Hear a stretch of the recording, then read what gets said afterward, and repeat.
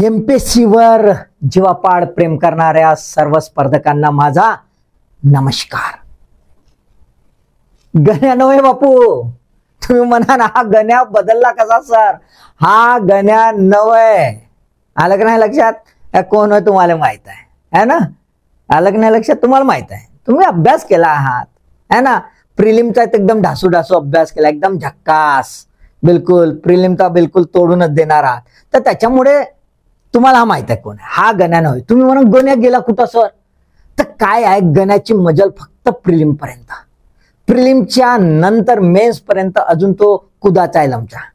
तेवढी ताकद नाही त्याच्यात है ना? आता सध्या तो आपल्या जिप्री सोबत तुम्हाला माहितच आहे. बस हा ठीक आहे. हा तुम्ही अभ्यास करा, त्याचं काय लमचं? तो प्रिलिम टू प्रिलिम करण काही करा है ना? आपण तसे आहो का? आहो का? नाही. आपण एकदम सिरियस कॅन्डिडेट, एकदम सिरियस कॅन्डिडेट. त्यामुळे आपल्याला प्रिलिम बी क्रॅक करायचे, मेन्स बी क्रॅक करायच्या, इंटरव्ह्यू बी क्रॅक करायच्या, पोस्ट बी मिळवायच्या, जबरदस्त पोस्ट मिळवायच्या आणि जितक्या लवकर होईल तेवढ्या लवकर. बरोबर आहे ना? म्हणून आपल्याला मेन्सचा आता सिलेबस समजावा लागेल है ना? आता गंमत अशी आहे की एमपीएससी राज्यसेवा मुख्य परीक्षेचा जो बदलता सिलेबस आहे तो सिलेबस पहिल्यांदाच आणि पहिल्यांदाच असल्यामुळे आता एमपीएससीच्या ह्या सिलेबसचं इव्हॅल्युएशन करायचा बेस का माहितच नाही. मग कशाचा आधार घ्यायचा?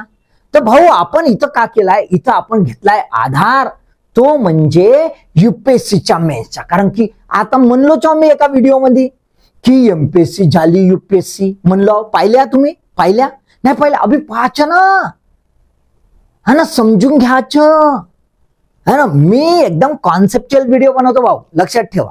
आलं का नाही लक्षात? है ना? कॉन्सेप्च्युअल, आपण बिलकुल टू द पॉइंट वाले, हा ना, बीटिंग अराउंड द बुश नाही, पाळणार नाही. हे बाकी आपला गण्यासोबतचा हा व्यवहार तो थोडासा तर राहीनच ना, है ना? बरोबर आहे, तो तर चालनाच. तर आज आपण काय करून घेऊया? आज आपण एमपीएससी राज्यसेवा मुख्य परीक्षेचा पहिला जो जनरल स्टडीजचा पेपर आहे सामान्य अध्ययनचा, त्याला समजून घेऊया. कुठल्या पॅटर्नवर? युपीएससीच्या पॅटर्नवर. त्यामुळे याचं डिटेलिंग मी केलेलं आहे, पॉइंट टू पॉइंट डिटेलिंग केलं आहे. कसे प्रश्न येतील, कसा सिलेबस असेल, कोणकोणते पुस्तकं वाचायला पाहिजे है ना? तर हे डिटेलमध्ये आपण पाहून घ्या. थोडा लांबलचक होईल पण बस. आता टिकाण ना तर परीक्षेत टिकाण, आणि परीक्षेत टिकले का सर्व्हिस मध्ये टिकाण. टिकायचं आहे का नाही? बरोबर आहे ना? मग चला, गण्या तर गेला आमच्या, चला तुम्हीच बघून घ्या. आता पहिल्यांदा आपण काय करूया? पहिल्यांदा बघूया आपण टायटल. ते खूप महत्वाचं आहे. टायटलच्या भरोशावर तर पिक्चर चालतात रे भाऊ. बरोबर आहे की नाही? तर इथे टायटल महत्वाचा आहे. टायटल नाही समजला ना तर पेपरामध्ये काय समजणार नाही. तर आपण टायटल पाहून घेऊया. आता टायटल मध्ये आहे लोचा. आयोगानं थोडा लोचा केलाय.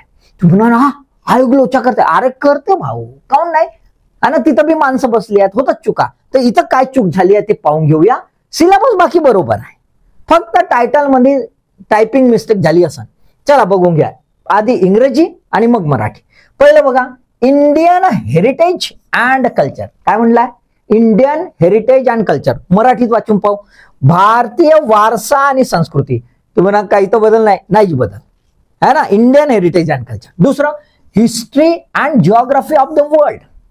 इथे इतिहास आणि जागतिक भूगोल. बरोबर आहे, लिहिलं बाबा है ना? खरं म्हणजे असं नव्हतं लिहायला पाहिजे, जगाचा इतिहास आणि भूगोल असं लिहायला पाहिजे होतं.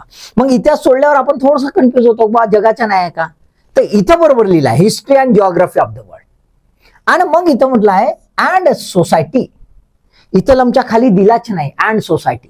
समाजच खाऊन घेतला. इथं आहे का आणि समाज असा पाहिजे होता ना? आणि समाज असा पाहिजे होता, असा लिहिलाच नाही लमच्या इथं. मराठीमध्ये विसरून गेले असते, मराठीवाला तो टायपिंगवाला गडबड केला असा. नंतर काय आहे? With some weightage to Maharashtra. Some म्हणलाय, लक्षात घ्या. सम इथं महाराष्ट्रांच्या काही भारांशासह काहीच म्हणलाय. मी एका व्हिडिओमध्ये सांगितलं होतं तुम्हाला, लक्षात घ्या. काही म्हणला इथं पहिले बनवलो. पहिला का कंपॅरिझन करून दिलो सगळ्या सिलेबसचा पूर्ण पॅटर्न. नाही पाहिलं? पाहून घ्याल तुम्ही. तर त्याच्यामध्ये सांगितलं काही म्हणजे काय. इथेही तुम्हाला सांगतो काही. आधी कसं म्हणलं होतं? सर्वात जास्त भार महाराष्ट्र. आता काही का असं एक लक्षात घ्या. आता फॅक्च्युअल क्वेश्चन्स नाहीत ना भाऊ, आता अनालिटिकल तुमचे विचार मांडायचे आहेत. आलं की नाही लक्षात? आलं की नाही लक्षात? त्याच्यामुळे आता लिहायचं आहे. लिहिताना महाराष्ट्राचे फॅक्ट्स आणि त्याचं इंटिग्रेटिव्ह अनालिसिस ह्या दोन वेगवेगळ्या बाबी आहेत. फॅक्ट्स विचारायला खूप वाव आहे, पण इंटिग्रेटिव्ह अनालिसिस करून प्रश्न जर विचारले तर बेस्ट प्रश्न होऊ शकतात जेव्हा विचार मांडायचे असतात, जेव्हा जजमेंट द्यायचं असते, जेव्हा त्याची उकल करायची असते. बरोबर आहे? राईट. स्ट्रेट फॉरवर्ड प्रश्न काय आहे ते फॅक्च्युअल असतात. त्याच्यामुळे तो गेला गोला मारू आंदोलन, आता संपला. आता काय आहे? लिखाण. बरोबर आहे. तर त्या कॉन्टेक्स्ट मध्ये आता काय शब्द आलेला आहे? सम. म्हणजे महाराष्ट्राच्या ज्या बाबी बघायच्या राहतील, भारतीय वारसा आणि संस्कृती आणि भूगोल, इतिहास, समाज, ह्या कोणत्या कॉन्टेक्स्ट मध्ये राहील? भारत, जग आणि महाराष्ट्र असं राहील. एक्सक्लुझिव्ह महाराष्ट्र राहणार नाही. आलं लक्षात? समजलं? हा. तर आता आपण काय करूया, याची फोड करूया. वर्गीकरण केलं की मग लक्षात येईल की आपण कोणकोणता भाग पाहायला पाहिजे आणि किती डेप्थ घ्यायला पाहिजे. बघूया. चला बघा काय आहे. पहिला आपण जर फोड करतो म्हटलं यांचा, तर आपण इंडियन कल्चर, भारतीय संस्कृती एक पार्ट करूया. दुसरा आधुनिक भारताचा इतिहास. तिसरं जगाचा इतिहास म्हणजे वर्ल्ड हिस्ट्री. त्यानंतर भारतीय समाज, इंडियन सोसायटी आणि जगाचा प्राकृतिक भूगोल, वर्ल्ड. क्लिअर म्हटलं. प्राकृतिक भूगोल असा शब्द आहे फिजिकल जिओग्राफी. लक्षात आलंय का? आता एक बघा इथे काय म्हटलंय, भारतीय संस्कृती. संस्कृती कुठली?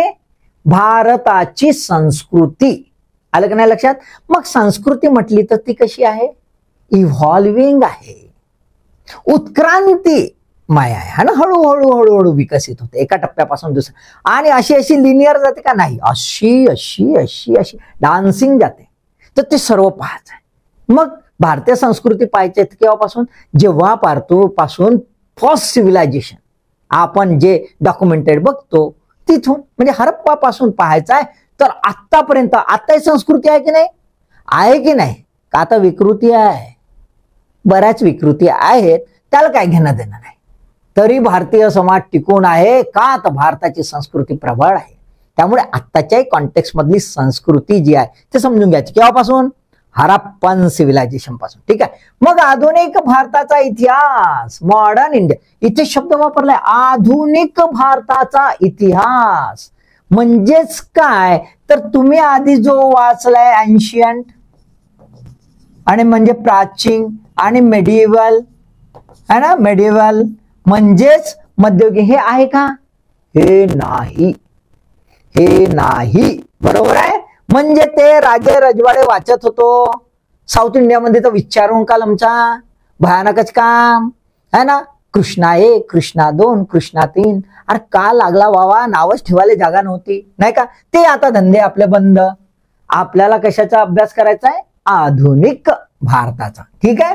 आधुनिक भारताचा केव्हापासून तुम्हाला माहिती आहे, तुम्ही प्रिलिमचा अभ्यास केलाय भाऊ. आता तुम्हाला ते सांगायची गरज नाही, तुम्ही हुशार आहे यार, है ना. त्यानंतर जगाचा इतिहास. जगाचा इतिहास, जगाचा इतिहास म्हटलेला आहे. आतापर्यंत प्रिलिमला पाहिला का तुम्ही? नाही. मग हा प्रिलिमला पाहिला, हा प्रिलिमला नाही पाहिला. आणि त्यानंतर इंडियन सोसायटी, हा पण प्रिलिमला नाही. आणि हा वर्ल्ड फिजिकल जिओग्राफी. अरे जिओग्राफी तर आपण खूप वाचला.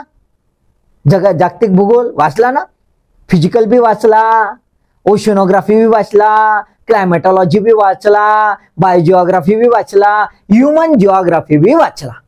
आता इथं फक्त फिजिकल विचारला आहे, त्यामुळे लिमिटेड आहे. प्रिलिमचा बराचसा कमी भाग झालेला दिसतो. प्रिलिमचे किती? तर 1, 2, 3 आहेत. हे नाही आहेत, हे फक्त नवीन आहेत. म्हणजेच काय भाऊ? म्हणजे प्रिलिमचा आपण छान अभ्यास केला तर मेन्सचा बऱ्यापैकी होते, हे इथून सिद्ध होते. बरोबर आहे. म्हणून मी तुम्हाला म्हणलो होतो बापू आपला फंडामेंटल बनवा, प्रिलिम स्ट्रॉंग करा म्हणलो होतो. एका व्हिडिओमध्ये म्हणलो होतो ना, पाहिलं का? नाही. अरे पहा व्हिडिओ, माय व्हिडिओ असे कॉन्सेप्च्युअल राहतात, पॉइंट टू पॉइंट है ना. पाळला नाही तुम्ही ना, पाळला तर अरे गण्यासोबत थोडाफार तो होत राहते ना. चला समोर जाऊ, नाही तुम्ही म्हणा अजून बडबडते माणूस. आता पेपर पॅटर्न खूप महत्वाचा आहे ना. कसा राहीन बा पेपर? तर आपण युपीएससीचा पेपर कसा राहते ते पाहूया. एकदा युपीएससीचा पेपर माहीत झाला तर थोडा बहुत तसाच राहील एमपीएससीचा. आता एक लक्षात घ्या, युपीएससीनं 2018च्या नंतर अशी थोडीशी कलाटणी घेतली. 18 पर्यंत जे आहे सिलेबस हाच होता, पण 18 पर्यंत प्रश्न वेगळ्या प्रकारचे यायचे, म्हणजे चॉईस मध्ये होते, ए बी असं वगैरे राहायचं, सब क्वेश्चन राहायचे. 2019 पासून तसं नाही आहे.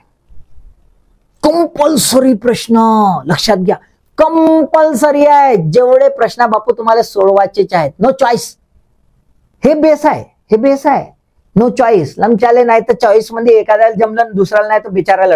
आता जमन तर जमन, सगळ्यांना जमन, नाही तर मरा लमच्या सगळे. बरोबर आहे ना, राईट. तर इथं मस्त पैकी आता आहे क्वेश्चन कसा राहील, क्वेश्चन पेपर ते बघून घ्या, है ना. लिहिलं राहील हिंदी आणि इंग्रजी, हे सांगतात इथं हिंदी आणि इंग्रजी. आपलं कसं राहील, इथं राहील मराठी, है ना, मराठी आणि इथे इंग्रजी अशातला पेपर राहील. मार्क लिहून राहतील, लक्षात घ्या, है ना, मार्क लिहून राहतील. हे बघा आपल्याला किती मार्क दिले आहे, 250. किती तासाचा आहे, 3 तासाचा आहे. आणि प्रत्येक प्रश्नाला मार्क लिहिलेला आहे, प्रत्येक प्रश्नाला मार्क लिहिलेला आहे. आणि शब्द संख्या म्हणजे गुण पण लिहिलं राहील, आणि महत्वाचं आहे शब्द संख्या. आणि हेच तर जबरदस्त काम आहे रे भाऊ, शब्द संख्या. हे ज्याले जमली बास. शब्द संख्या जर बॅलन्स केली नाही तर मार्क कट होते, आणि जास्तच पल्ला लिहिला ना तर मार्कच भेटत नाही, एवढं लक्षात ठेवा. ठीक आहे. तर आता क्वेश्चन्स किती राहतील, टोटल क्वेश्चन्स तर आपल्याला दिसते टोटल क्वेश्चन 20 राहतील. हे बघा लिहिलंय, है ना. किती, 1 ते 10 म्हणजे एक 10 क्वेश्चनचा बंच, आणि दुसरा आहे 11 ते 20 हा दुसरा 10 क्वेश्चनचा बंच. बरोबर आहे. 1 ते 10 पर्यंत जे प्रश्न राहणार आहेत ते किती शब्दाचे राहणार आहेत, 150 शब्दामध्ये उत्तर लिहायचं आहे, 150 शब्दामध्ये, म्हणजे शॉर्ट वाले. आणि दुसरं जे आहेत 11 ते 20 म्हणजे 10 प्रश्न ते लिहायचे आहेत 250 शब्दाचे. बरोबर आहे, 250. आता हा 150 वाला आहे ना, हा 10 गुणाचा राहणार आहे. किती गुण राहणार आहेत, 10 गुण. आणि हा जो आहे 250 वाला, हा प्रत्येकी किती गुणाचा राहणार आहे, 15 गुणाचा. बरोबर आहे. म्हणजेच काय, तर हे 10 जे आहेत पहिले प्रश्न, याचे 100 गुण आणि याचे 150 गुण झाले तुमचे 250 गुण, टोटल 250 गुण आलं. तर असा पॅटर्न राहणार आहे.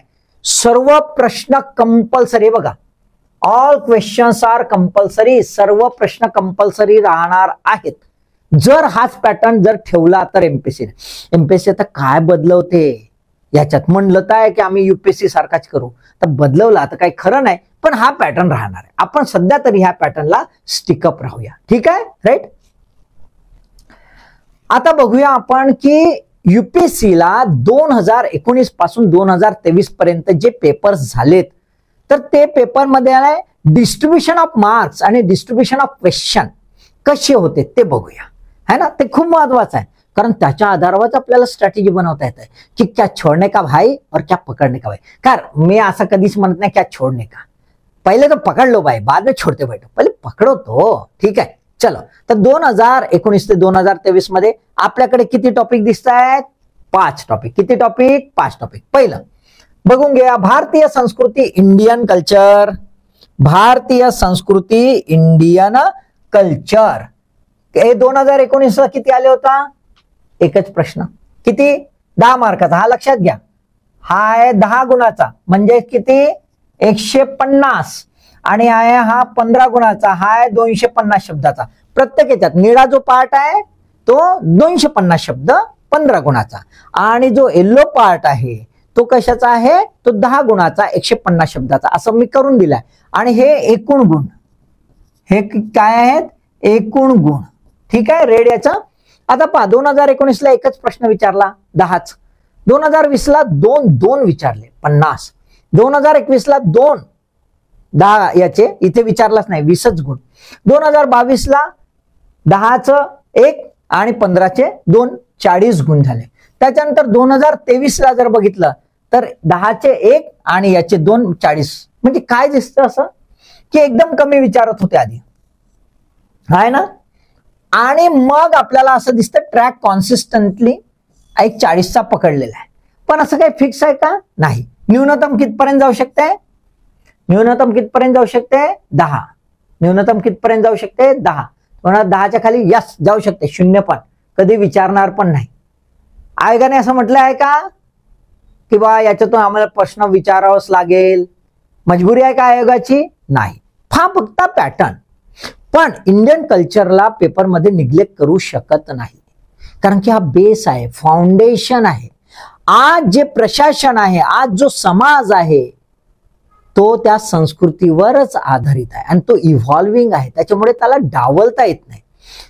हळूहळू प्रश्नांची संख्या वाढत गेली हे यावरून लक्षात येतं. दुसरं आहे आधुनिक भारताचा इतिहास. इथे बघा आपल्याला काय प्रश्न दिसतात? 2 2 1 1 1 2 2 1 1 1 कॉन्सिस्टंटली विचारले आहेत. भारतीय संस्कृतीवर कधी विचारले कधी नाही, पण इथे मात्र कॉन्सिस्टंटली विचारले आहेत. कुठल्यावर? Modern Indian history. म्हणजे हा महत्वाचा आहे, बरोबर आहे.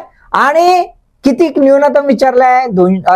25 प्रश्न न्यूनतम आहे आणि अधिकतम आपल्याला 50 प्रश्न दिसतात, म्हणजे 50 गुणांचा दिसतोय. त्यानंतर जागतिक इतिहास पाहूया. जागतिक इतिहासावर काय? 0 1 0 0 0 1 0 0 1 0. म्हणजे हा तो आपला बायनरी याच्यात खेळत आहे, 0 1 1 0 0 1 आहे ना डिजिटल याच्यात.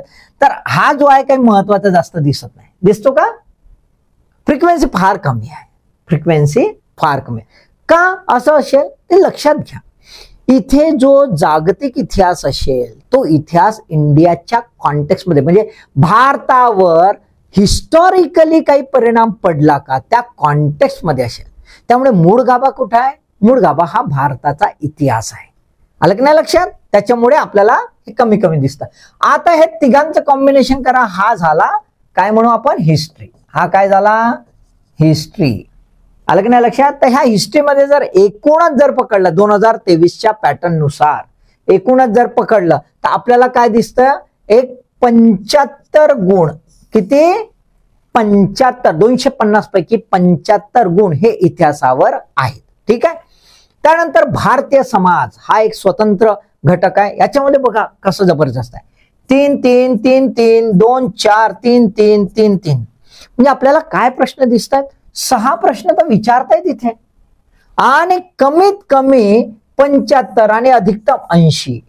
म्हणजे हे 3 मिळून 75 आणि हा एकटाच भाऊ 75. लक्षात आला? इंडियन सोसायटीवर. म्हणजे किती महत्वाचं आहे. का असं असेल बरं?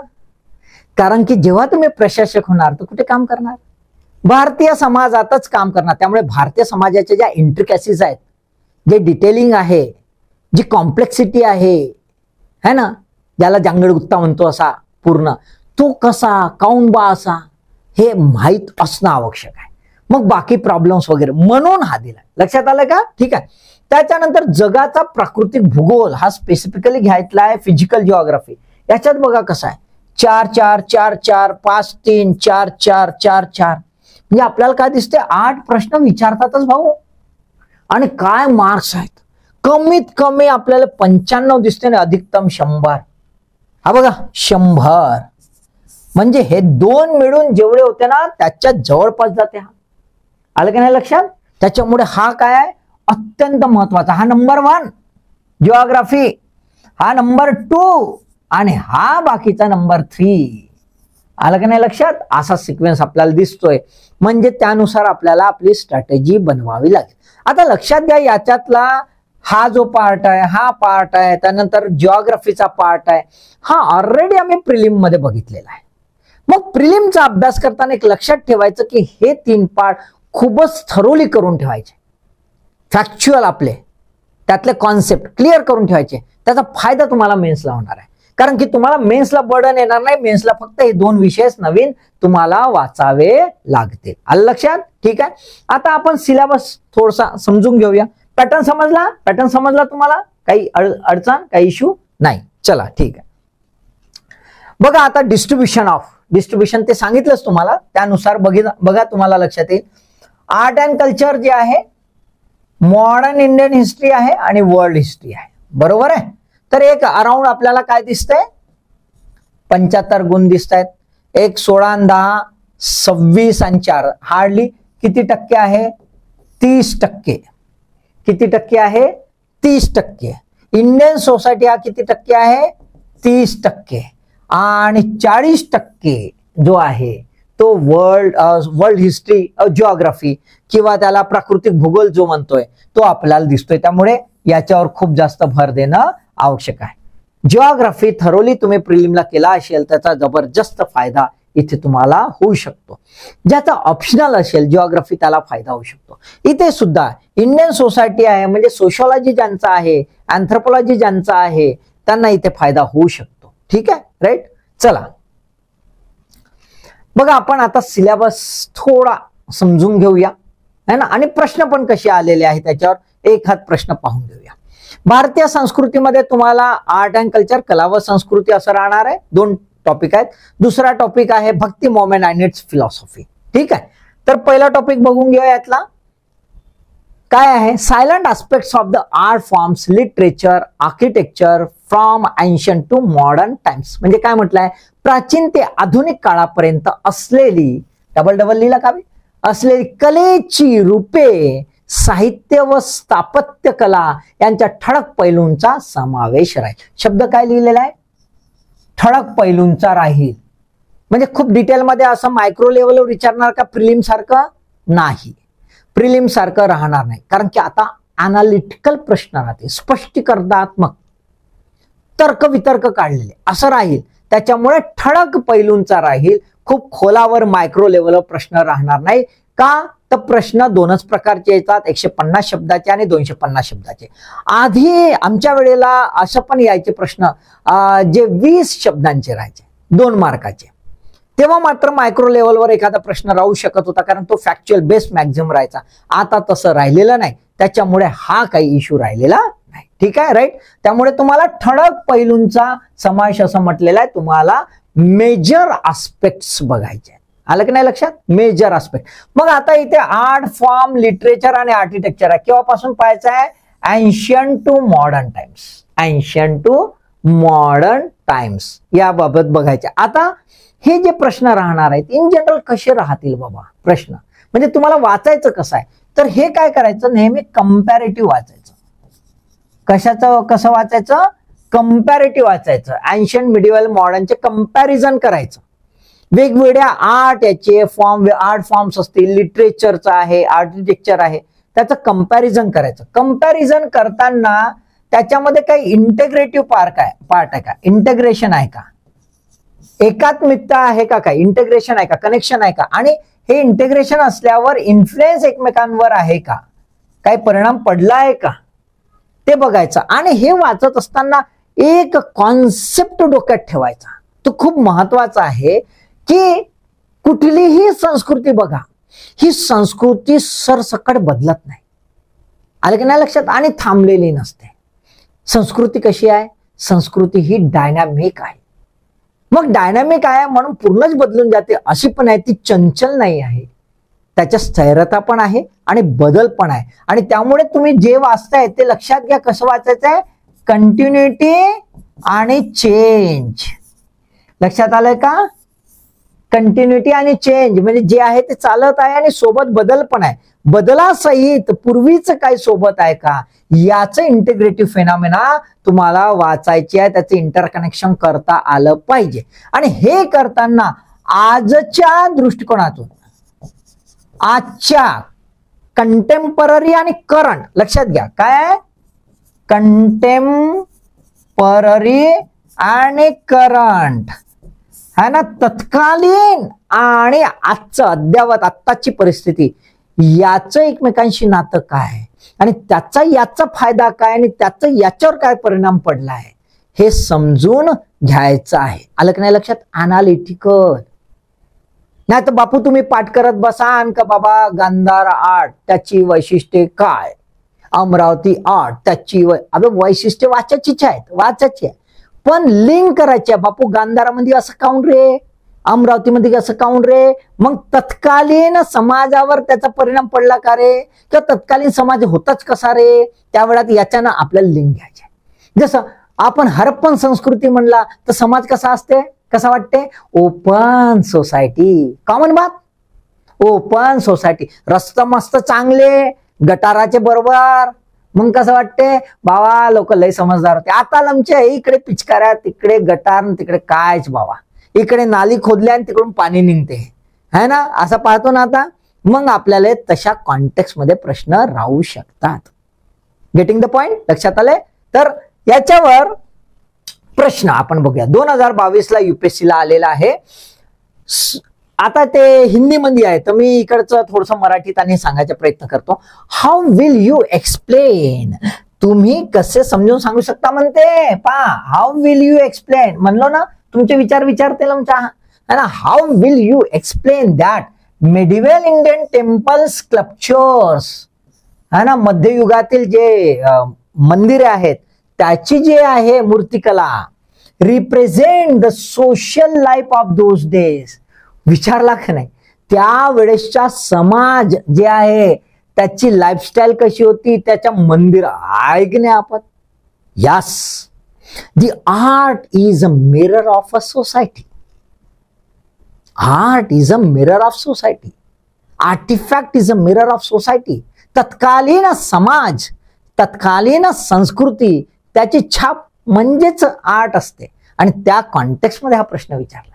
आलं की नाही लक्षात. तर तुम्हाला तिथले त्या मिडिव्हल इंडिया मधले जे टेम्पल स्कल्पचर्स आहेत त्याचे तुम्हाला माहित असलं पाहिजे फीचर्स, आणि त्याच्या आधारावर त्याचं कोरिलेशन करणं जमलं पाहिजे. आलं की नाही लक्षात. ठीक आहे, चला आता आपण बघून घेऊया दुसरं, Bhakti movement. Bhakti movement and its philosophy with a special reference to saint movement in Maharashtra. काय म्हणलाय की बाबा संत, महाराष्ट्र ही संतांची भूमी आहे ना, महाराष्ट्र ही संतांची भूमी आहे. आणि महाराष्ट्र ही नालायक लोकांची पण आहे असे. एवढे संत झाले बाबा, लहरी लोक आमचे सुधरत नाही का म्हणा. महाराष्ट्रातील संत चळवळीच्या विशेष संदर्भात भक्ती चळवळ आणि त्यांचे तत्वज्ञान. खूप म्हणा, भक्ती चळवळ आणि त्यांचे तत्वज्ञान आणि महाराष्ट्रातील संत, कारण एमपीएससीचा पेपर आहे म्हणून महाराष्ट्रातील संत चळवळ खूप मोठी चळवळ आहे. वारकरी संप्रदायाची खूप मोठी चळवळ आहे. आणि त्या चळवळीने भारतीय महाराष्ट्राच्या समाजावर असा जबरदस्त परिणाम टाकलेला आहे, है ना. राईट, ठीक आहे. तर आपल्याला काय दिसतंय इथे पाहायचं आहे, फिलॉसॉफी पाहायचं आहे आणि त्यांची मुवमेंट पाहिजे. या दोन गोष्टी खूप महत्वाच्या. त्यामुळे फिलॉसॉफी जर म्हटली आपली तर ती अत्यंत महत्वाची आहे. त्यांची परिकल्पना काय होती, कसं तत्वज्ञान होतं, है ना, कुठल्या कॉन्टेक्स्ट मध्ये तत्कालीन समाज, लक्षात घ्या, तत्कालीन समाजाच्या परिप्रेक्ष्यमध्ये, आलं की नाही लक्षात, ती फिलॉसॉफी पाहिजे. केवळ फिलॉसॉफी न्यूट्रलायझेशन नाही पाहिजे. कुठलीही फिलॉसॉफी जी आहे ती व्हॅक्यूम मध्ये तयार नाही होत. तत्कालीन परिस्थितीचा परिणाम म्हणजे तत्कालीन फिलॉसॉफी, तत्वज्ञान. ठीक आहे. तर त्या कॉन्टेक्स्ट मध्ये आपल्याला पाहिजे. आणि मोमेंट जी आहे, चळवळ जी आहे, त्याचं आकलन करायचं आहे तेव्हाच्या परिस्थितीवर, आणि आत्ता त्याचे काय फायदे होत आहेत, काय तोटे होत आहेत का, काही फायदा होते का नाही होय का, लमचे असेच आहेत ते पण पाहायचं. ठीक आहे, राईट. चला बघूया आपण कसा प्रश्न राहील.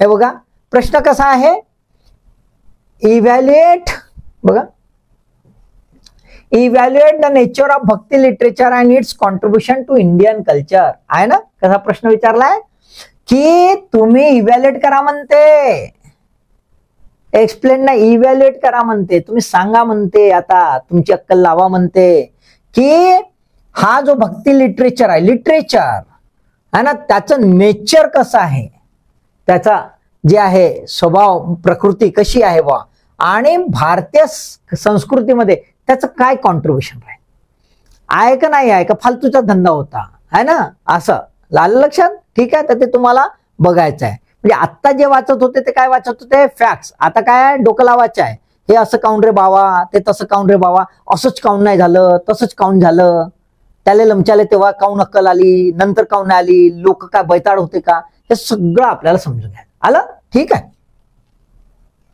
त्याच्यानंतर आपण बघूया काय वाचायचं. प्रत्येक टॉपिकच्या नंतर मी काय वाचायचं, खैर कॉमनच वाचायचं आहे. टॉपिक वाईज मी त्याचं वर्गीकरण करायचा प्रयत्न केला, पण असं काही नाही आहे. तुम्ही एक निश्चित काही पुस्तकं सिलेक्ट केले की त्यातलंच बरंचसं असतं. फक्त एक लक्षात ठेवायचं की टॉपिक वाईज जिथे रिलेव्हंट आहे तेवढंच वाचायचं, जे रिलेव्हंट नाही ते वाचत बसायचं नाही, वेळ नसतो. ठीक आहे, इथे काय तर आपल्याला असं दिसतं की बाबा बालभारती वाचायची 6 ते 11, यस. एनसीईआरटी ते 6 ते 12 वाचा, ओल्ड आणि न्यू. इथे जुनी पुस्तक आहेत 4थी ते 8वी ते वाचा. त्याच्यानंतर मुंबई विद्यापीठाचे जे असतील किंवा इतर विद्यापीठाचे, कोल्हापूर विद्यापीठ, इतर जेवढ्या विद्यापीठाचे मराठीत अवेलेबल असतील, महाराष्ट्र राज्य साहित्य आणि संस्कृती मंडळाची काही पुस्तकं आहेत आणि बाकीची मान्य प्राप्त विद्यापीठाने अभ्यासक्रमाकरता काही शिफारस केली असतील पुस्तकं तिथे पाहिजे. सिलेक्टिव्ह पहा, टॉपिक घ्या, पुस्तकं पहा. मी तुम्हाला गाईड नोट्स हे कधी बोलणार नाही. आलं का नाही लक्षात? का तर मी सांगितलं तुम्हाला एमपीएससी न जर म्हणलं का बाबा प्रश्न चुकलाय ना, तुम्हाला रेफरन्स पाठवायचा असेल तर कुठून पाठवा लागते? ओरिजिनल बुक मधून, गाईड मधून का नाही. ठीक आहे, वाचता काही हरकत नाही, बिंदास वाचा, है ना. पण ओरिजिनल वाचला तर फारच छान. आता हे जे आहे हे इथे इंग्रजीमध्ये national institute of open school जे आहे, इग्नू आहे, हे का वाचायला सांगतो तुम्हाला? किंवा मुंबई विद्यापीठाचे जे इंग्रजी मधलं ते किंवा मराठी मधलं का वाचायला सांगतो? यांची जी हे आहे, शब्दांची ठेवण आहे, रचना आहे, है ना. परिच्छेद कसा मांडायचा, कसं त्याची उकल करायची, कशा प्रकारे लिहायचं, बिलकुल हाच पॅटर्न तुम्हाला वापरायचा आहे. बिलकुल हाच पॅटर्न. तुम्हाला याची पकड आली ना, ह्या सिम्प्लिसिटीची, एकदम सिंपल असते, सिंपल. ह्या सिम्प्लिसिटीची जर तुम्हाला आली ना भाऊ, संपला काम, संपला काम. तुम्हाला असे मार्क्स मिळतात सणान, विचारू नका. ठीक आहे, चला पुढे जाऊ. दुसरं आहे आधुनिक भारताचा इतिहास. याच्यामध्ये 3 टॉपिक आहेत: महत्वपूर्ण घटना, महत्वपूर्ण व्यक्ती आणि समस्या, significant events, personalities and issues. स्वातंत्र्य लढा, दुसरं फ्रीडम स्ट्रगल आणि तिसरं एकत्रीकरण आणि देशांतर्गत पुनर्रचना, कन्सॉलिडेशन अँड रिऑर्गनायझेशन. आपण बघूया एक एक. बघा, आधुनिक भारताच्या इतिहासामध्ये पहिला आहे 18व्या शतकाच्या मध्यापासून. शब्द वापरलेला आहे 18व्या शतकाच्या मध्यापासून, मिड ऑफ 18th सेंचुरी. काय राहील रे भाऊ? मिड ऑफ 18th सेंचुरी है ना, आधुनिक भारताचा इतिहास. बरोबर आहे, तुम्हाला माहित आहे. यस, ॲब्सोल्युटली राईट, बरोबर आहे. काय दिसते? हे युरोपियन आले रे बाबा आपल्या इथं, बम मजा मारत आहेत. आणि इकडे आमचा मुघल भाऊ जो आहे, मुघलचा सिक्सर, दंडीगोल, फिनिश. हा फिनिश होत आहे ना, हा मात्र प्रबळ होत आहे. असं जी सुरुवात आहे म्हणजे establishment of the British colonial rule इथपासून तर बाकी पुढे. ठीक आहे, तो आपल्याला घ्यायचा आहे. आणि मग त्याच्यामध्ये काय घ्यायचं आहे खूप सुंदर सांगते बघा, खूप महत्वाचं आहे. काय म्हणते? सिग्निफिकंट इव्हेंट, महत्वाच्या ज्या घटना घडलेल्या आहेत त्या, म्हणजे 1857चा उठाव म्हणा, किंवा त्याच्या पूर्वीचे रिलिजियस मुवमेंट म्हणा, किंवा ब्रिटिश प्रस्थापित होत होते त्या सगळ्या लढाया म्हणा, बरोबर आहे, त्या सिग्निफिकंट इव्हेंट. केव्हापर्यंत? 1947 पर्यंत. ठीक आहे. त्याच्यानंतर पर्सनॅलिटीज, व्यक्ती म्हणजे केवळ स्वातंत्र्यवीर हे डोक्यात ठेवायचं नाही. व्यक्ती म्हणजे कोण? ज्या ह्या इतिहासामध्ये महत्वाच्या होत्या, जे बदमाश होते तेही महत्वाच्या होत्या. जसा लॉर्ड कर्जन आपला, तो बी महत्वाचा आहे ना, त्यांनी परिणाम टाकलाय, बरोबर आहे. त्या आणि इश्यूज, काही महत्वाचे इश्यूज झाले असतील तर ते पाहायचे, काही गडबड झाली असेल ते पाहायचे, बरोबर आहे, राईट. जसं आपल्याला असं दिसतंय की फ्रीडम स्ट्रगल मध्येच फाळणी, आपल्या याच्यात फाळणी झाली, जहाल मवाळ है ना, ते इश्यूज आलेत, तो प्रॉब्लेम आहे. मध्यंतरी एकदमच रिव्होल्युशनरी आणि गांधीयन मुवमेंट यांची टसल, इश्यूज आहेत. तर असे प्रश्न राहू शकतात. ठीक आहे. तर आता याच्यावर एक प्रश्न आपला कर्जन भाऊ म्हणलोच होतो मी. काय म्हणते कर्जन भाऊ? तर कर्जन भाऊ म्हणते evaluate the policies of Lord Curzon. त्याची पॉलिसी कशी होती ते पहा म्हणते, झक्कास होती का नाही. And their long term implications on the national movement. यास, त्याचे काही छान पण परिणाम पडलेले आहेत. हा ना, स्वातंत्र्यवीरांनी त्याचा जबरदस्त फायदा घेतलेला आहे असं दिसते. आणि काही ठिकाणी इश्यूज पण झाले आहेत, ते पण दिसते. तर ते काय ते पाहून घ्यायचं लॉर्ड कर्जनचं. लक्षात आलं का? म्हणजे मी सांगितलं पर्सनॅलिटीज कोणत्याही विचारू शकतात, पण ज्या मेजर आहेत, ज्यांनी परिणाम टाकलेला आहे, त्या पर्सनॅलिटीज तुम्हाला पाहायच्या आहेत. आणि त्यांनी जे कार्य केलंय, त्यांनी काही पॉलिसी, जसं आता गव्हर्नन्स असेल, त्यांनी काही पॉलिसीज बनवल्या असतील, त्याचा काय परिणाम पडला, आणि मग नॅशनल मुवमेंट आहे, त्याच्यामध्ये काय कलाटणी आली, ह्या सर्व गोष्टी तुम्हाला पाहायच्या. इंटरप्रिटेटिव्ह, लक्षात आलं? इंटरप्रिटेशन खूप महत्वाचं आहे, पण इंटरप्रिटेशन तुमचं कसं असलं पाहिजे? Rational, neutral, positive. Getting the point? मग पॉझिटिव्ह म्हणजे कर्जन बद्दल मस्त मस्त लिहायचा तसा नाही बाई. रॅशनल, रॅशनल पहिल्यांदा शब्द वापरला. बॅलन्स्ड, बॅलन्स करायचा. आलं की नाही लक्षात? ठीक आहे, चला समजलाय तुम्हाला? हा, त्यानंतर freedom struggle, its various stages and important contribution from the different parts of the country. स्वातंत्र्य लढ्यातील विविध टप्पे आपल्याला पाहायचे आहेत. स्वातंत्र्य लढ्यातील काय पाहायचे आहेत आपल्याला? विविध टप्पे पाहायचे आहेत, आहे ना. टप्पे म्हणजे 1857च्या पूर्वी एक घेता येते, मग 1857 घेता येते, मग 1858 तर आपण येऊ शकतो 1885 पर्यंत, मग 1885 नंतर 1907 असं जाऊ शकतो आपण. महत्वाचे टप्पे आले की नाही लक्षात? असे महत्वाचे टप्पे घ्यायचे आहेत. आणि वेगवेगळ्या पार्ट बद्दल लक्षात घ्या. डिफरंट पार्ट्स म्हणजे कुठे कुठे मुवमेंट चालू होती, त्यामुळे रिजनल मुवमेंट्स आहेत, त्यानंतर सेक्शनल मुवमेंट्स आहेत. म्हणजे आपल्याला असं दिसतं ट्रायबल मुवमेंट्स आहेत, पिझंट मुवमेंट्स आहेत, त्या पण आपल्याला पाहायच्या आहेत. आलं की नाही लक्षात? असा इंटिग्रेटिव्ह स्टडी करायची याची. ठीक आहे. प्रश्न कसा येऊ शकतो बघा, महत्वाचा आहे. मी प्रश्न यासाठी दिलेले आहे स्पर्धक मित्रमैत्रिणींनो की त्यामुळे तुमची आयडिया क्लिअर होईल. ठीक आहे. तर तुम्हाला काय करायचं आहे, मी इथे एक एक प्रश्न घेतलाय. तुम्ही 5-6 वर्षाचे जे आहेत युपीएससीचे काढून घ्यायचे प्रश्न आणि समजून घ्यायचं कसं राहतं ते बघा. To what extent did the role of moderates prepare a base for the wider freedom movement, है ना. नरमपंथी म्हणजे आपले मवाळ जे आहेत, मवाळांनी जो त्यांनी जे कार्य केलेलं आहे ना, त्या कार्याचा एक बेस बनला होता का पुढच्या मोमेंटवर, तर त्याच्या कॉन्टेक्स्ट मध्ये आपल्याला सांगायचं आहे. आणि काय म्हटलंय? कॉमेंट. काय म्हटलेलं आहे? कॉमेंट. टिप्पणी करा म्हणते, है ना. तर तुम्ही हो म्हणा, नाही म्हणा, काय म्हणा, तुम्हाला का म्हणायचं आहे आणि त्याच्यावर तुम्हाला बरोबर बॅलन्स करायचा आहे. ठीक आहे, राईट.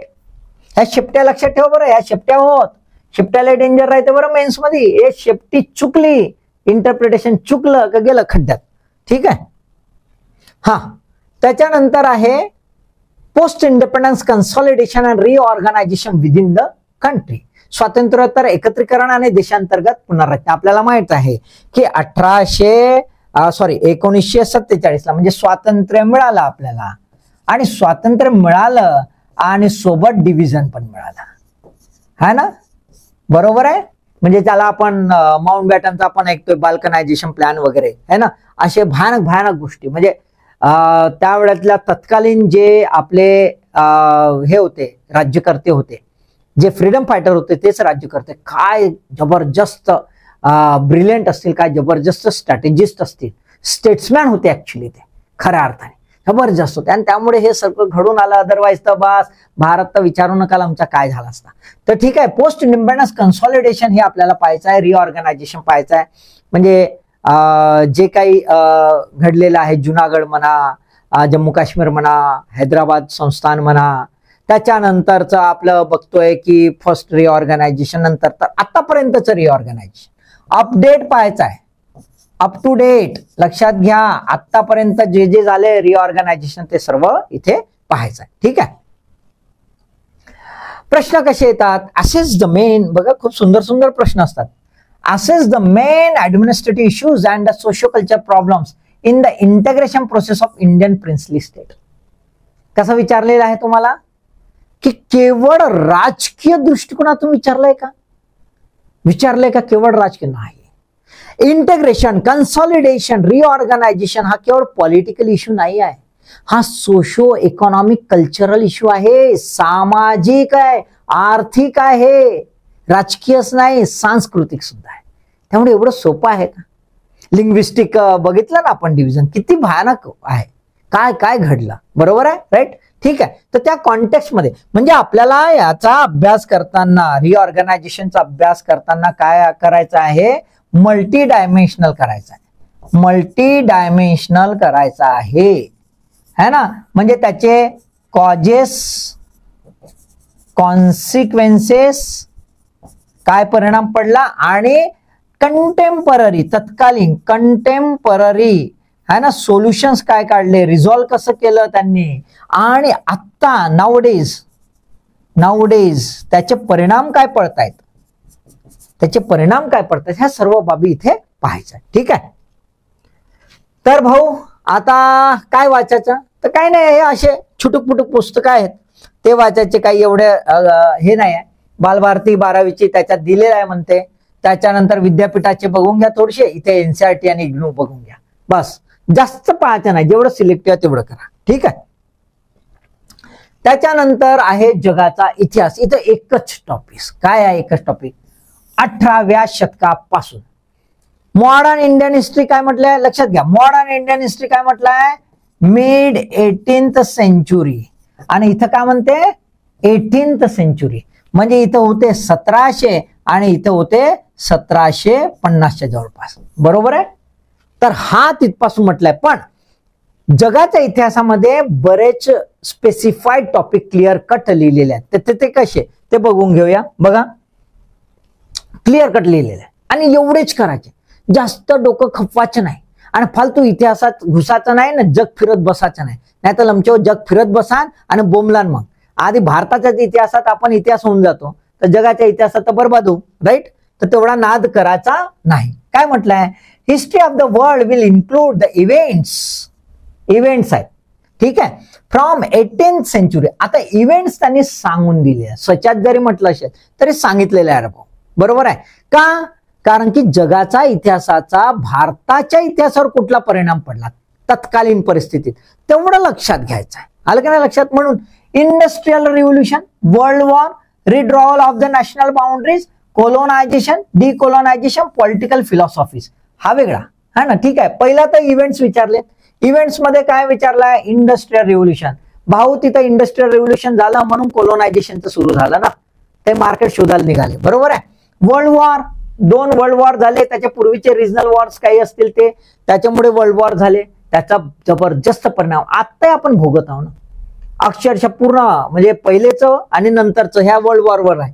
त्यानंतर रिड्रॉवल ऑफ नॅशनल बाउंड्रीज बदलत गेल्या, आणि त्यामुळे रिजनल इम्पॅक्ट वेगवेगळा होत गेला.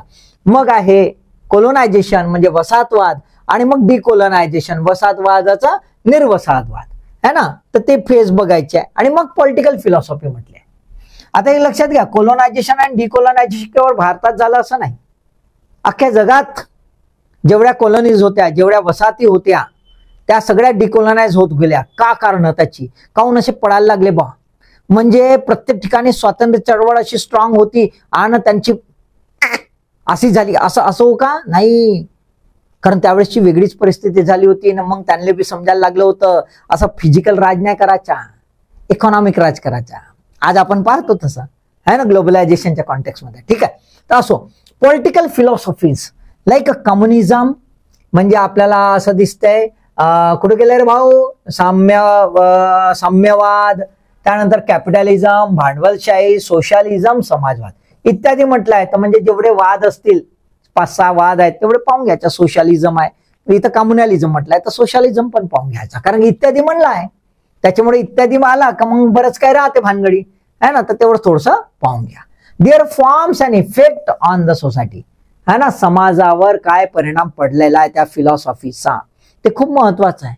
आपण बघतोय आपण आपलं संविधान सुद्धा त्याच्याने जबरदस्त परिणाम पडलेला आहे संविधानावर, त्याच्या फिलॉसॉफीवर. बरोबर आहे. ठीक आहे. चला प्रश्न बघूया. प्रश्न 2 घेतलेले आहेत इथे.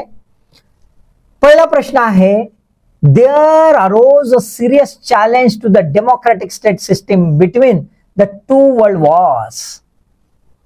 काय प्रश्न आहे, कोर्टमध्ये आहे है ना, की 2 जे वर्ल्ड वॉर होते, जागतिक महायुद्ध झाली, त्या 2 महायुद्धांच्या मध्ये कोणाला चॅलेंज झालं होतं, सिरियस चॅलेंज डेमोक्रेटिक स्टेट सिस्टीमला. आणि ते म्हणते इव्हॅल्युएट करा म्हणते. हे स्टेटमेंट आहे, त्याचं इव्हॅल्युएशन करा म्हणते, मूल्यांकन करा म्हणते. असा प्रश्न आहे भाऊ, जबरदस्त. बरोबर आहे. दुसरा आहे, bring out the socio economic effect of the introduction of railways in different countries of the world. आपल्याला माहिती आहे भारतात पहिली रेल्वे कुठून कुठं एवढं आपण घुटून टाकतो. अबे जगात चालल्या रेल्वे है ना. त्या कॉलोनियल रुलरनी सगळीकडे रेल्वे कायसाठी, आपला धंदा करायसाठी ना. आपल्याला वाटतं इथून इथं जमलं रे बावा. आताही तसंच होते म्हणा. आताही रोड बनतात ना, ते रेल्वे टाकल्या जातात ते धंद्यासाठीच हो आहे ना. सामान्य माणूस तर शेवटी लमचा. तर सोशो इकॉनॉमिक इफेक्ट विचारलेला आहे. तर रेल्वेचे फायदे झालेच आहे है ना. ते काय आपल्याला भारताच्या कॉन्टेक्स्ट मध्ये माहित आहे की नॅशनल मुवमेंटचं कन्सॉलिडेशन सुद्धा याच्यामुळेच झालं. पण इंटरनॅशनल लेवलवरचं काय परिणाम ते आपल्याला इथे पाहायचं. आलं की नाही लक्षात. तर व्यापकता लक्षात आली का प्रश्नाची, डायनामिक्स लक्षात आले का. आता तुम्ही बघा फ्रेमवर्क तसं बनवा म्हणजे त्यानुसार तुम्हाला अभ्यास करायचा आहे, लक्षात ठेवा. ठीक आहे. त्याच्यानंतर बघूया जगाचा इतिहासासाठी काय वाचायचं. तर सोपं सोपं बालभारतीची पुस्तकं घ्या रे भाऊ. बस तेच ते आहे. 12वीचं आहे. विद्यापीठाची पुस्तकं घ्या. एनसीईआरटीचं 11वीचं पुस्तक घ्या. ओल्ड एनसीईआरटी 12वीचं पुस्तक घ्या. बस छोट्या छोट्या याच्यात निपटवा, जास्त करू नका. इग्नूचं पण आहे. इग्नूचं पण तुम्ही घेऊ शकता.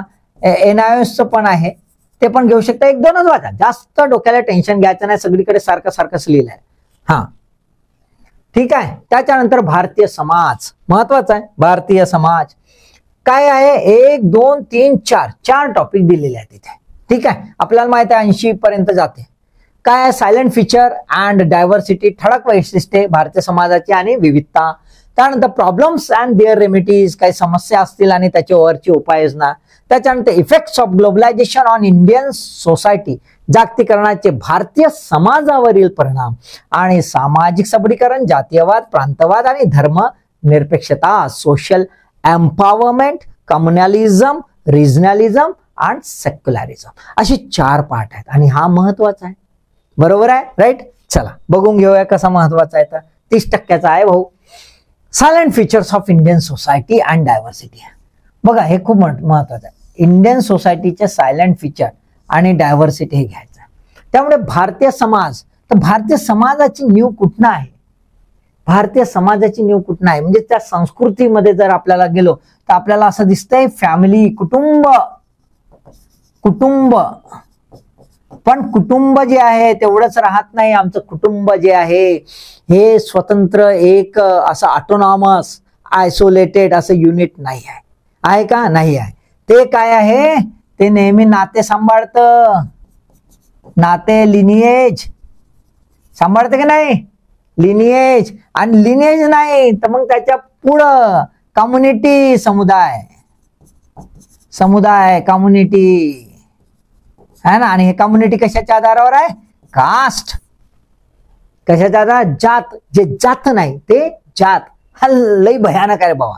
आणि मग आपण ह्या जातीमध्ये भयानकता पाहतो ते कोणतं, तर म्हणजे एंडोगॅमी, एक्झोगॅमी, गोत्रा राहते तिथं. आणि मग बाकीचं मग फॅमिली, मग कुटुंब कसा, मग पोट्टच काऊन पाहिजे, पोट्टी काऊन नाही पाहिजे, इथपासून सगळ्या भानगडी. Silent features of Indian society. आलं नाही लक्षात.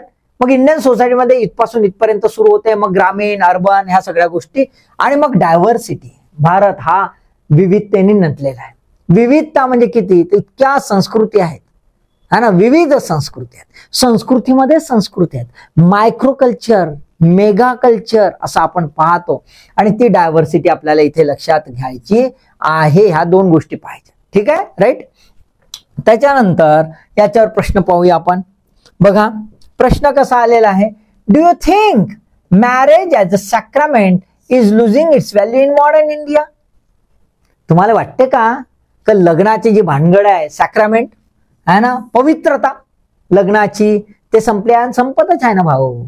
आता का सगळा जुगाळ आहे. आता लिव्ह इन आल्यावर का राहिलाय, आहे की नाही. तर लग्न असं काही एवढं इम्पॉर्टंट राहिलं नाही आहे. राहिलंय का, नाही.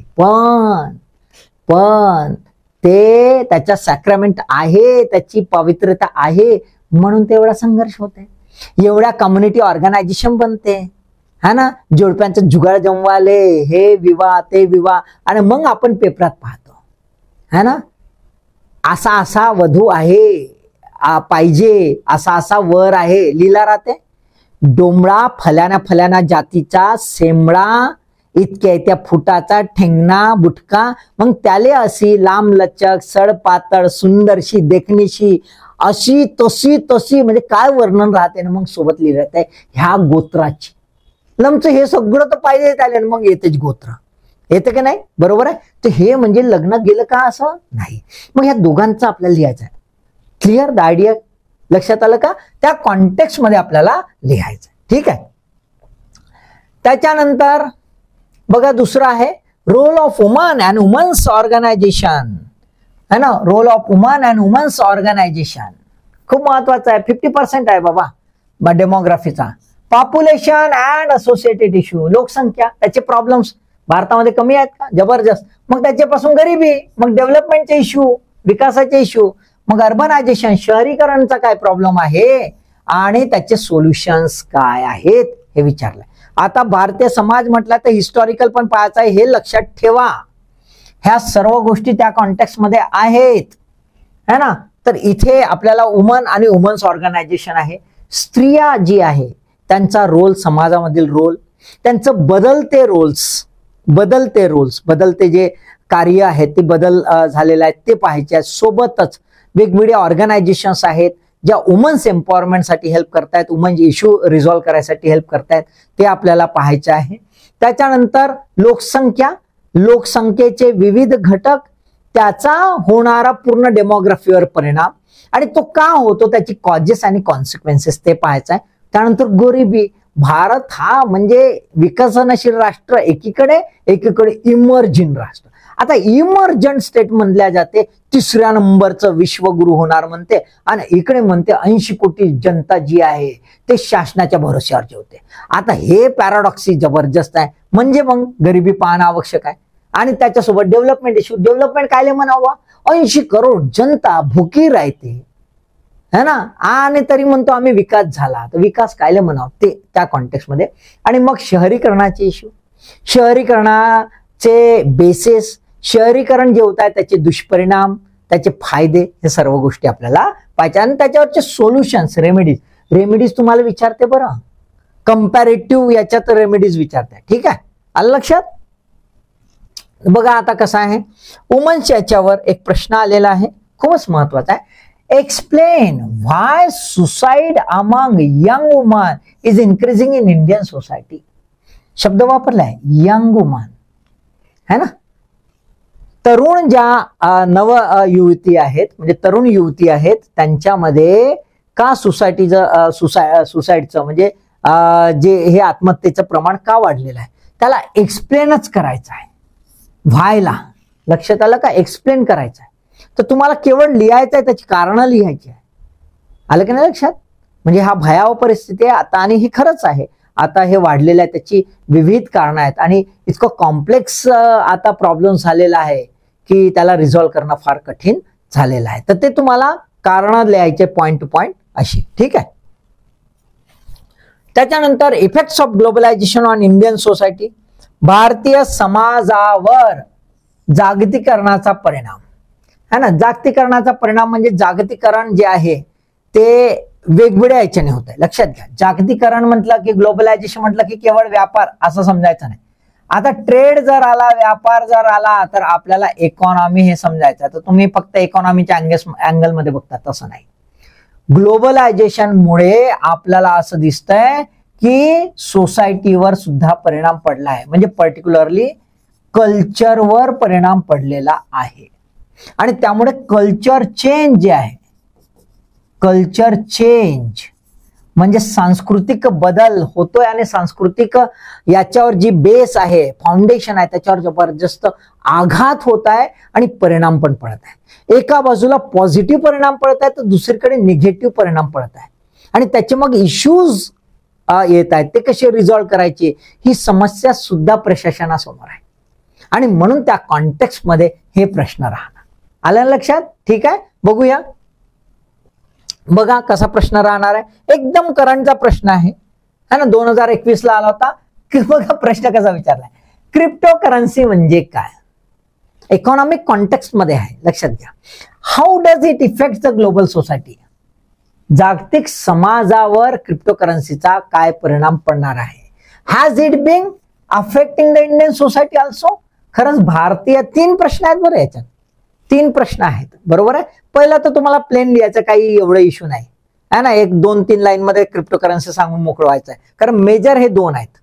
हा मेजर क्वेश्चन आहे बरं, समजून घ्यायचं. हा मेजर क्वेश्चन नाही आहे, ते फक्त डिफिनेशन देऊन टाकायचे 3 ओळीमध्ये, संपल्या काम. म्हणजे एक हार्डली 20-25 शब्द खर्च करायचे, बाकीचे सर्व शब्द इकडे टाकायचे आहेत. How does it affect the global society, याचा ग्लोबल सोसायटीवर काय परिणाम पडणार आहे, खूप महत्वाचा आहे. स्टेट जो आहे त्याची करन्सी आता विड्रॉल होऊन सोसायटीची आपली करन्सी, सोसायटीची आपली करन्सी, ज्या करन्सीवर आता कोणाचंच नियंत्रण राहणार नाही. मग ज्याचं कोणाचंच नियंत्रण नसेल तर मग हे होणार कसं आहे, कारण की अनियंत्रित ज्याला आपण म्हणतो इकॉनॉमी, त्याचे दुष्परिणाम काय होतात त्या कॉन्टेक्स्ट मध्ये आपल्याला इथे लिहायचं. ओके. आणि भारताचं खरं होणार आहे का, भारतामध्ये हे तर कुठपर्यंत होणार आहे, होणार तर कुठपर्यंत, नाही होणार तर का नाही होणार, त्या सर्व बाबी लिहायच्या. त्यानंतर आपण बघूया सेक्युलरिझमच्या कॉन्टेक्स्ट मध्ये काय म्हटलेलं आहे. Social empowerment, communalism, regionalism and secularism. सामाजिक सबलीकरण आहे, जातीयवाद आहे, प्रांतवाद आणि धर्मनिरपेक्षता आहे. हे इश्यूज आहेत आणि प्रत्येक याला प्रॉब्लेम झाले. सोशल एम्पॉवरमेंट आपण बघतो, डिसएडव्हान्टेज सेक्शन्स ऑफ सोसायटी, वंचित जे घटक आहेत त्यांचा जबरदस्त प्रॉब्लेम आहे. एम्पॉवरमेंटच्या नावाखाली जे एम्पॉवरमेंट मॉडेल बनले ते स्वतः एम्पॉवर्ड काय एनरिच झाले आणि बाकीचे राहून गेले. तर ते काय आहे, सोशल एम्पॉवरमेंटचे इश्यूज काय आहेत. त्यानंतर कम्युनलिझम हा भारतातला जबरदस्त प्रॉब्लेम आहे, जात नाही ते जात आहे ना, आणि त्याचे आपले भालधंदे हे आहेत.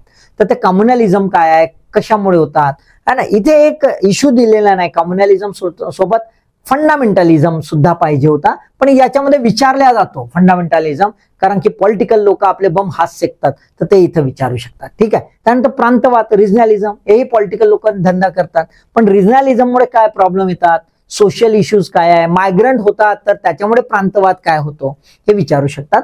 आणि धर्मनिरपेक्षता, सेक्युलरिझम, कारण की भारतामध्ये हा एक मेजर प्रॉब्लेम झाला आहे, कारण भारत हा कसा आहे, विविधतेने नटलेला आहे. आता विविधतेने फार नटलेला आहे, छान नटलेला आहे, एकोप्याने राहतात ते लोक, पण कोण आग लावते लमच्या डबीची काडी आणि सगळा पेट होते, आणि त्याच्यामुळे हा प्रॉब्लेम आहे ना. त्यामुळे सेक्युलरिझम अत्यंत महत्वाचा आहे, कारण धर्मनिरपेक्षता नसेल तर विकास नाही, आणि म्हणून त्या कॉन्टेक्स्ट मध्ये आपल्याला पाहायचे आहेत. ओके, ठीक आहे. आता बघा प्रश्न कसा आहे, खूप सुंदर प्रश्न आहे. कसा प्रश्न आहे, are tolerance, assimilation and pluralism the key elements in the making of an Indian form of secularism, justify your answer. की बाबा सहिष्णुता आहे ना, एकमेकात समावून घेणे आहे, आणि प्लुरलिझम म्हणजे बहुविविधता है ना, बहुविविधता ही जी आहे हे सेक्युलरिझमचे मेन इन्ग्रेडियंट आहेत का, कुठले, इंडियन फॉर्म मध्ये. कारण की सेक्युलरिझम आपल्याला 2 कॉन्टेक्स्ट मध्ये पाहायचं असते, वेस्टर्न कॉन्सेप्टने आणि इंडियन कॉन्सेप्ट है ना. वेस्टर्न कॉन्सेप्ट स्टॅटिक आहे सेक्युलरिझमचा, धर्मनिरपेक्षतेचा, आणि भारताचा जो आहे कॉन्सेप्ट तो डायनामिक आहे, कारण भारतामध्ये जबरदस्त विविधता आपल्याला दिसून येते त्याच्यामुळे. ठीक आहे, त्या कॉन्टेक्स्ट मध्ये प्रश्न आहे. ठीक आहे, राईट. त्यामुळे आधी सेक्युलरिझम हा कॉन्सेप्ट क्लिअर झाला पाहिजे, त्याची डायनामिसिटी क्लिअर झाली पाहिजे, हे याच्यावरून दिसून येते. ठीक आहे. पुस्तकात तसेच बालभारती 9वीचा आहे, विद्यापीठाची BA समाजशास्त्राचं स्टडी मटेरियल घेऊन गा, इकडे NCERT 12वीचं वाचा, इग्नू वाचा, इंडिया इयरबुक वाचा, हे खूप महत्वाचे. इंडिया इयरबुक वगैरे तुम्ही घ्यायला पाहिजे है ना, कारण की याच्यामध्ये सोशल इश्यूज वगैरे दिले असतात, स्कीम्स दिले असतात, त्याच्या कॉन्टेक्स्ट मध्ये आपल्याला थोडं समजायला मदत होते, कारण इल्युस्ट्रेशन पण कधी द्यावे लागतात. इकॉनॉमिक सर्वे वगैरे पाहून घ्यायच्या, इथे एम्पॉवरमेंटचे काही इश्यूज, काही स्कीम्स येतात, काही आयडिओलॉजी, काही फिलॉसॉफी पण देतात, ते आपल्याला मदतशीर होतात. ठीक आहे.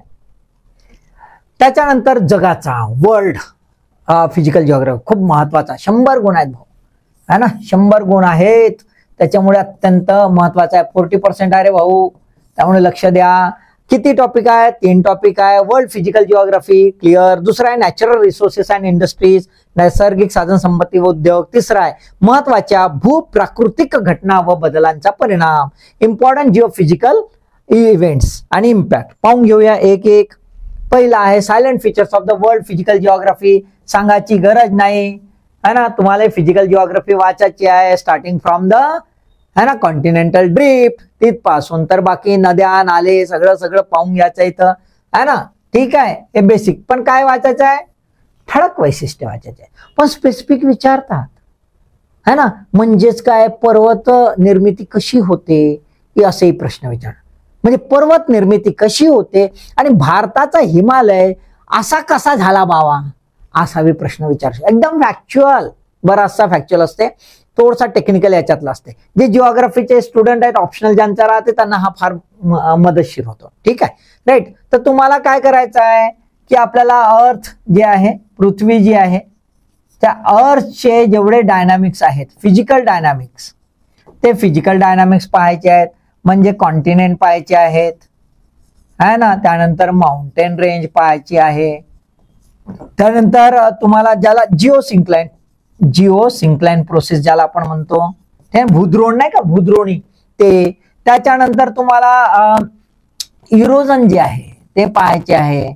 इरोजन सायकल ज्याला आपण म्हणतो ते पाहायचे आहे. म्हणजे नद्या कशा तयार होतात, काय नाही, ते सर्व पाहायचे आहे. बरोबर आहे. तर हे विविध बाबी ज्या आहेत त्या तुम्हाला पाहायच्या आहेत. ठीक आहे. प्रश्न कसे राहू शकतात एक समजून घेऊया आपण. प्रश्न म्हणजे लक्षात येईल तुम्हाला. Discuss the geophysical characteristics of circum Pacific zone. आहे ना, एकदम स्पेसिफिक विचारतात, है ना. डिस्कस द जिओफिजिकल कॅरेक्टरिस्टिक्स, बरोबर. असा एकदम प्लेन आहे. कुठला आहे, सर्कम पॅसिफिक, म्हणजे पॅसिफिक समुद्राचा पूर्ण असा, त्याचे कॅरेक्टर जिओफिजिकल आहे ना. कसे बाबा ज्वालामुखी, कसे भूकंपन, कसं प्लेट टेक्टोनिक, काय होते काय नाही, ते सगळं तिथे सांगायचं. आलं लक्षात. ठीक आहे, ओके. त्याच्यानंतर दुसरं आहे डिस्ट्रीब्युशन ऑफ की नॅचरल रिसोर्सेस. की natural resources across the world, म्हणजेच पूर्ण भारत पासून सगळे, आहे ना, पूर्ण पाहायचे. आणि सोबत आहे काय पाहायचं आहे, प्रायमरी, सेकंडरी आणि टर्शरी सेक्टरच्या इंडस्ट्री कशा बनल्या बाबा त्याच्या आधारावर, आहे ना, जगात कशा बनल्या, भारतात कशा बनल्या, ते पाहायचे. म्हणजे आपल्याला दोन पार्ट पाहायचे. एक पाहायचा आहे नॅचरल रिसोर्सेस, है ना, नैसर्गिक ज्या साधन संपत्ती, मिनरल्स वगैरे जे आपण म्हणतो नाही का, मिनरल्स आहेत, है ना, ते सर्व आपल्याला पाहायचे. आणि इथे जे आहे दुसरं आपल्याला इंडस्ट्रियल डेव्हलपमेंट ते पाहायचं आहे. म्हणजे actually economic development, economic sector जे आहे ते इकॉनॉमिक सेक्टर्स पाहायचे आहेत. प्रायमरी, सेकंडरी, टर्शरी, कोणत्या देशामध्ये कोणते प्रायमरी जास्त झाले, कोणत्या देशामध्ये सेकंडरी जास्त झाले, असे का झाले, इंडस्ट्रियल डेव्हलपमेंट असं का झालं, त्याचं कुठल्या कॉन्टेक्स्टमध्ये, नॅचरल रिसोर्सेसच्या कॉन्टेक्स्टमध्ये आपल्याला पाहायचं आहे. ठीक आहे, राईट. राईट. आता एक लक्षात घ्याल फक्त, जिओग्राफीचा तुम्ही अभ्यास करताना मी प्रिलिमला सांगितलाय मॅप असावा. इथेही मी तुम्हाला सांगतो मॅप असावा. पण इथे केवळ मॅप असावा असं नाही, तर इथे मॅप पण काढावा. आलं की नाही, हे असं हो, ते तसं हो, ते तसं हो, असं काढणं आवश्यक आहे. त्यामुळे थोडी सवय करायची. आलं की नाही लक्षात. ठीक आहे, त्याचा फायदा होतो बरं, चांगले मार्क्स पडतात. बघा प्रश्न कसा येतो, प्रश्न समजून घेऊया आपण. Comment on the resources potentials of a long coastline of India and highlight the status of natural hazard preparedness in these areas. है ना, भारताची लांब लचक कोस्टलाइन आहे. भारताची हे इथून सुरू होते, बरोबर आहे, आणि इकडे पर्यंत जाते. इतकी लांब लचक इथून सुरुवात होते ना, इथं इतकी लांब लचक आहे. आता हे एवढी आहे, याचं काय आचार टाकाले काय करायचं आहे का, मस्त पोवायला जातात पोट्टेलमचे, त्यासाठी हो का, नाही. तर काय म्हणते, रिसोर्स पोटेन्शियल, त्याची नैसर्गिक संसाधन जे आहेत, है ना, त्याचं पोटेन्शियल म्हणते. क्षमता किती आहे, क्षमता किती आहे, पोटेन्शियल काय म्हणते ते सांगा म्हणते बाबा. आणि जे पोटेन्शियल असेल त्याच्या कॉन्टेक्स्ट मध्ये नॅचरल हॅझार्ड्स, हे इथून वादळ येते, हे इथून वादळ येते. इथं तर मागच्या वेळात बिचारा बराचसा पार्ट संपून गेला होता. मग वादळ येते, तर ह्या नॅचरल रिसोर्सेसचं एक्सप्लोरेशन कसं करायचं, है ना, त्याचे आहे का काही, त्या कॉन्टेक्स्ट मध्ये काय विचारलेलं आहे, कॉमेंट करा म्हणते रे बाबा. काय म्हणते, कॉमेंट करा म्हणते. म्हणजे आता तुम्हाला हो नाही, इंडियानं काय केलं, काय भालधंदे करते, केलं का नाही केलं, प्रिपेअरनेस केला आपण, इम्प्लिमेंट होते का, काऊन नाही होय, कोणते धंदे, कोणते लोचे, हे सगळं आपल्याला इथे लिहायचं. ठीक आहे, राईट. त्याच्यानंतर आहे जिओफिजिकल, इम्पॉर्टंट जिओफिजिकल फेनॉमेना. म्हणजे कुठल्या जिओफिजिकल सांगितलंय त्यांनी, अर्थक्वेक भूकंप, सुनामी, त्यानंतर व्होल्कॅनिक ऍक्टिव्हिटी म्हणजे ज्वालामुखीय प्रक्रिया ज्या आहेत, सायक्लोन चक्रवात, ईटीसी म्हटलंय. ईटीसी म्हणजे जेवढ्या काही जिओफिजिकल फेनॉमेना होतील ज्याचा जबरदस्त परिणाम होतो त्या. जिओग्राफिकल फीचर्स, काही जिओग्राफिकल फीचर्स ते पण विचारतील. त्यांचे लोकेशन म्हणजे लेक कुठे आहे, माउंटन कुठे आहे, स्ट्रॅटेजिक लोकेशन्स काय, ते सगळं आहे ना. इन क्रिटिकल जिओग्राफिकल फीचर्स कुठला, वॉटर बॉडीज आहेत, आईस कॅप आहेत, है ना, आपण बघतो ग्लेशियर्स आहेत, है ना, मार्शी लँड्स आहेत, ह्या सर्व. अँड फ्लोरा अँड फ्युना म्हणजे काय, बायोडायव्हर्सिटी. काय विचारलाय, बायोडायव्हर्सिटी, जैवविविधता and effects of such changes. आणि याचा परिणाम, जैवविविधतेवर होणारा परिणाम, मानवावर होणारा परिणाम, ह्या सर्व बाबी इथे विचारलेल्या आहेत. आलं लक्षात. तर जेवढ्या काही प्रॉब्लेम्स आहेत ना, जिओफिजिकल प्रॉब्लेम्स आहेत, ते सगळे वाचायचे. तर ते वाचताना काय करायचं, त्याचे प्रोसेस जी आहे, प्रक्रिया कशी होते, त्याची जर संरचना असेल, भूकंपची काही प्लेट टेक्टोनिक एलिमेंट असतील, कुठल्या प्लेट्स असतात, कशा प्लेटमुळे भूकंप होतो, ते सर्व तुम्हाला वाचायचं. प्रिलिमला जे वाचलं ते है ना, convergent plate, divergent plate, parallel plates, हे सगळं वाचायचं आहे. व्होल्कॅनिक ऍक्टिव्हिटीचं वाचायचं आहे, प्रोसेस आहे, स्ट्रक्चर आहे. त्याच्यानंतर त्याचे कॉजेस आहे, कॉजेस, कॉन्सिक्वेन्सेस है ना, काय परिणाम होतात, त्याचे प्रिपेअर्डनेस, हॅझार्ड प्रिपेअर्डनेस है ना, झोनिंग काय असते तुम्हाला इथे दिसेल. ज्वालामुखी प्रक्रियेमध्ये झोनिंग वगैरे कॉन्सेप्ट आहेत. अर्थक्वेक मध्ये झोन्स आहेत, त्याच्यानुसार सिस्मिक मॅप असतो, तो कसा, त्याचे काय फायदे होतात, कसं असायला पाहिजे, हे सर्व इथे पाहायचं. आलं लक्षात. ठीक आहे. प्रश्न पाहून घेऊया एखादा. बघा प्रश्न कसा असेल. प्रश्न असा आहे, the process of desertification does not have climatic boundaries. Process of desertification does not have a climatic boundaries. हे क्लायमॅटिक बाउंड्रीशी काही घेणं देणं नाही म्हणते, मग मानवाशी आहे का, असं तो म्हणत असाल की माणसं आमचे बदमाश राहतात, ते सगळीकडे वाळवंट आणून ठेवतात. बरोबर आहे. Justify with example. मग आपल्याला एक्झाम्पल द्यायचं आहे, की काही ठिकाणी डेझर्टिफिकेशन थांबवल्या गेलेलं आहे आणि काही ठिकाणी डेझर्टिफिकेशन मानवाने करून घेतलं आहे. मानवाला लई आवडते वाळूवर खेळायला, है ना, बरोबर आहे, तर ते धंदे केले. तर ह्या कॉन्टेक्स्ट मध्ये आपल्याला पाहिजे. अनालिटिकल आहे, बरोबर आहे, अनालिटिकल आहे. पण तुम्हाला जर बेसिक डेझर्टिफिकेशन कसं होतं, का कारण आहे, व्हॉट इज मीन बाय डेझर्टिफिकेशन म्हणजे वाळवंटीय प्रक्रिया काय, हे जर माहित असेल तर तुम्ही बाकीच उत्तर लिहू शकाल. त्यामुळे बेसिक कॉन्सेप्ट क्लिअर असणं आवश्यक आहे. लक्षात आलं का. आता याच्यातले शेवटचं पुस्तक पाहून घेऊया.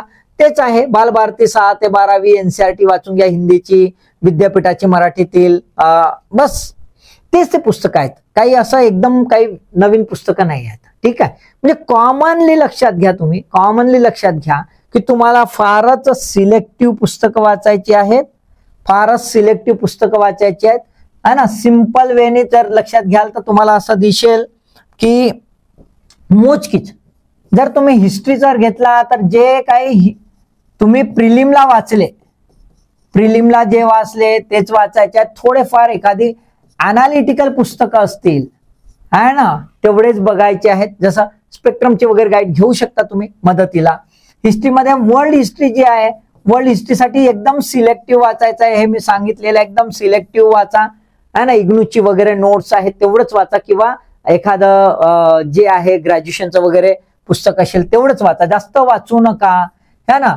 हिस्ट्रीच्या नंतर इंडियन सोसायटी आहे. इंडियन सोसायटीमध्ये तुम्ही रेग्युलर वाचताना न्यूजपेपर पण वाचायचा. न्यूजपेपर मधले एडिटोरियल जे आहेत ते एडिटोरियल पण पहायचे न्यूजपेपर मधले.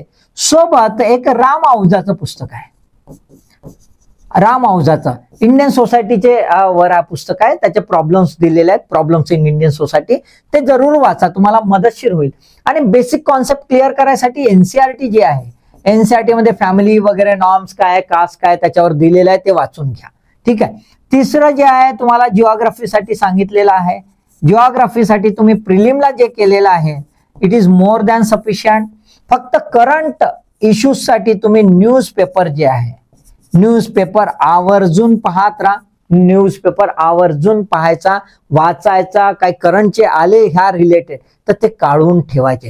हिस्टॉरिकल याच्यावरही काही करंट मध्ये येतात. रिसेंटली जसं उदाहरणार्थ मी तुम्हाला सांगतोय की जसं न्यू पार्लमेंट हाऊस बनलेलं आहे, तर न्यू पार्लमेंट हाऊस हा हिस्टॉरिकल याच्यावर आधारित आहे, हिस्टॉरिकल स्थापत्य कलेवर आधारित आहे. आलं की नाही लक्षात? कुठलं पाठ केलं असेल तुम्ही तर ते आठवा तुम्ही. मी काय सांगणार, तुम्ही आठवा आणि तुम्ही बघा मग त्या कॉन्टेक्स्ट मध्ये ती स्थापत्य कला इथे का घेण्यात आली आणि त्याचे काय परिणाम, मग कंटेम्पररी सोसायटीमध्ये ते स्थापत्य कला काय, असा प्रश्न राहू शकतो. लक्षात आले का? ठीक आहे. मला वाटतं हा डिटेल एलॅबोरेटिव्ह झालेला आहे, थोडा लांबलचक आहे, पण याची नितांत आवश्यकता होती. तुम्हाला नक्कीच समजलं असेल आता की कुठला पर्स्पेक्टिव्ह घेऊन आम्हाला अभ्यास करायचा आहे, आपला दृष्टिकोन कसा असला पाहिजे, काय वाचायला पाहिजे, कशा पद्धतीनं वाचायला पाहिजे. ठीक आहे. तर व्हिडिओ आवडला असेल यार, तुम्ही दोस्त आहे ना, आवडला असेल तर लाईक करत जा लाईक, माय दोस्त व्हा तुम्ही, आहे ना, दोस्तासाठी तेवढं करावं लागते, बरोबर आहे. आणि सबस्क्राईब करा, नवीन दोस्त बनवू द्या ना माय बी, है ना, तुमचे तर असतील माय बी बनवू द्या नवीन दोस्त. आणि नवीन दोस्त आले का मग अजून मजा येईल आपल्याला, मस्त मस्त व्हिडिओ बनवू लमचाले आणि बस एक्झाम क्रॅक करू. ठीक आहे. आणि तुम्ही मेहनत करता येतं सगळ्यांनाच माहित आहे, मला बी माहित आहे. मग मेहनतीला मी नेहमीच तुम्हाला काय देतो, ऑल द बेस्ट.